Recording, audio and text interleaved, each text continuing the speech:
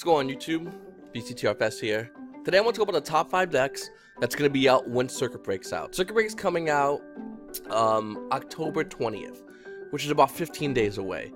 And there's obviously everyone knows Spyrals is going to be the dominant deck. Everyone's working around this, and you're either going full in on Spyrals as the dominant deck is tier 1, or you're looking at other sources. And I have a bunch of decks here I want to talk about as far as the sources.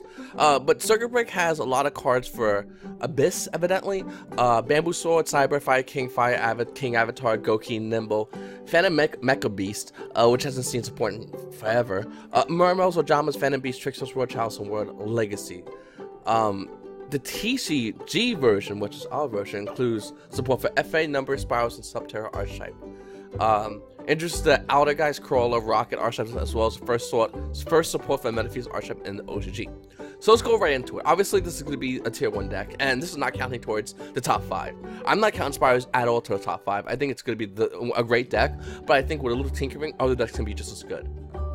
The first deck up is World Chalice, which is, yeah, World Chalice. World Chalice is a deck that has that came out, has a ton of support, but nobody's really looking at it because when it first came out, we still had Zoo run the meta.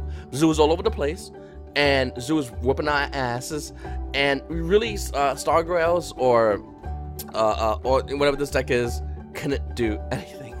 World Chalice was a great deck, guys. Don't get me wrong. It's susceptible to board wipes, even though Dark Hole got limited. Just like Spyrals is susceptible to board wipes. But it can create an insane combo, and it has a great amount of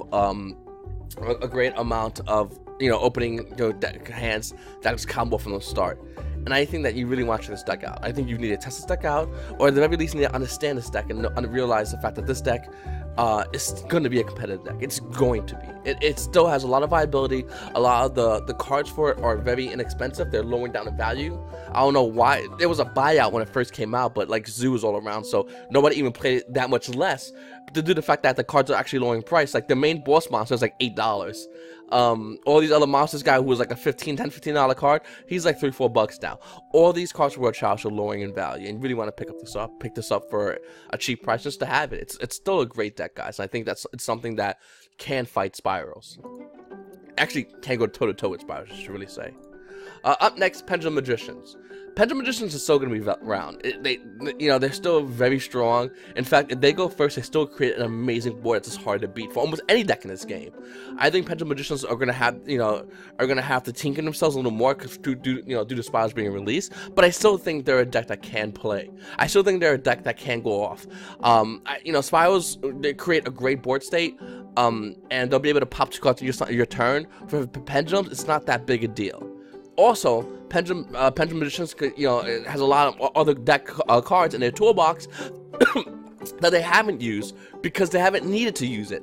But now I think that when Spyrals come out, now I think they will be having to use all other cards in their toolbox, and I think we're going to see a very interesting new version of Pendulum Magicians fighting Spyrals. Up next, True Dracos. Obviously, with 3 diagrams, 3 masterpiece, this is still going to be a good deck. I think it's idiotic for anyone to say this deck is dead. I think it's idiotic for anyone not to realize the fact that this deck's amazing. In fact, this deck is the main core that might actually go into other decks. It might just hybrid up with some other decks. Maybe, possibly, but it's gonna hybrid out with other decks. And I think True Dracos are very strong still. In fact, if you look at True Draco Invoked, it's a deck that still create a board that's almost possible for many decks right now to beat. If they go first, they're gonna create a crazy board. Fun fact about Spyrals, from my personal testing, Spyrals like to go second turn because they can try to kill you. Going second turn against World Chalice that created a huge board state is hard to beat. I think they'll have to scoop that one up. Going second against this deck, once you create a huge board state, it makes it impossible to even start your combo off. And going second against this deck, it's just death.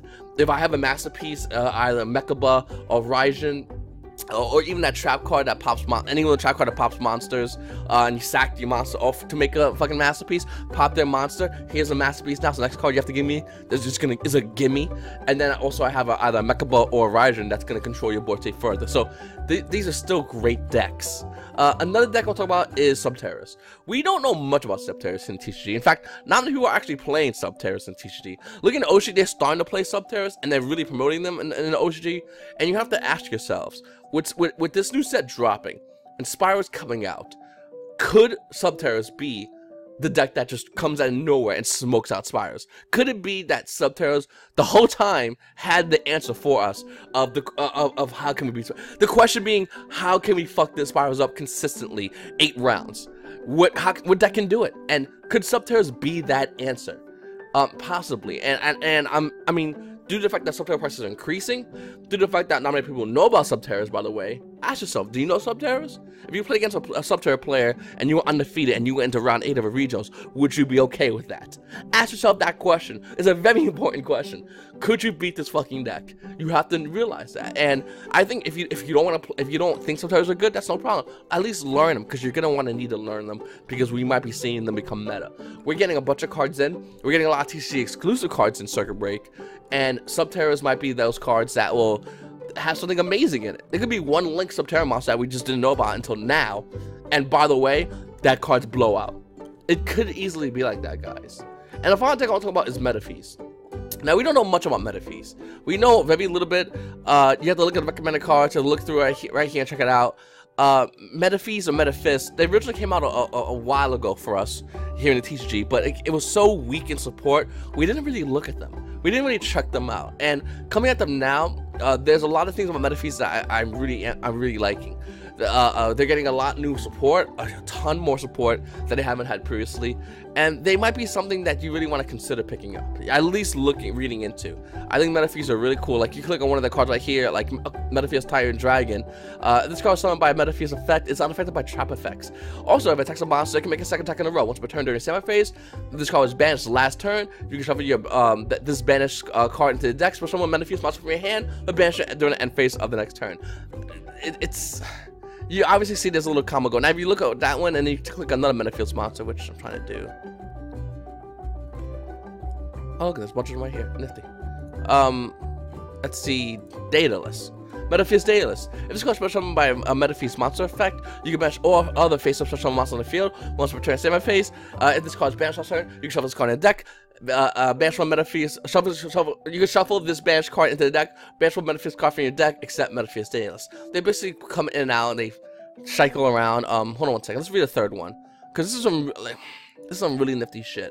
It's hard to explain meta fees, besides the fact that they just dance, they tag. They're kind of like Gladiator Beast. Yeah, I'll read this one for you guys. If this if this card is special by Metafuse monster effect, you can banish all set spell and trap cards on the field. Once per turn during semi phase, this card is banished last turn. You can shuffle this into the deck.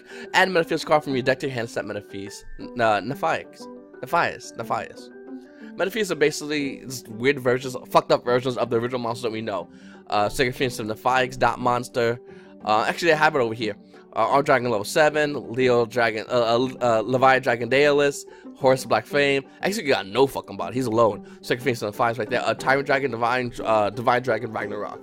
So that's what they are. They tag in and out. They're like a banished version of Gladiator Beast, and they're really interesting. And I think that attack like this is really cool because it just, I don't know, it just cycles out really nicely, and it's something that's really interesting. You might want to consider picking up. And I'll leave the links to this YuGiOh with Meta Feast, and you guys can read more into it. Obviously, you can play cards like Gold Sark and Sacred Swords 7 stars, but shit like that. Anyway, guys, let me know what you think about this top 5 decks.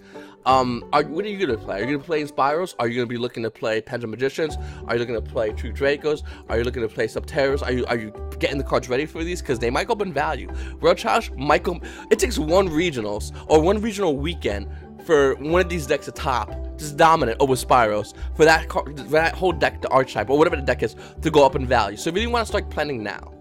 Anyway, guys, I appreciate you guys watching my video.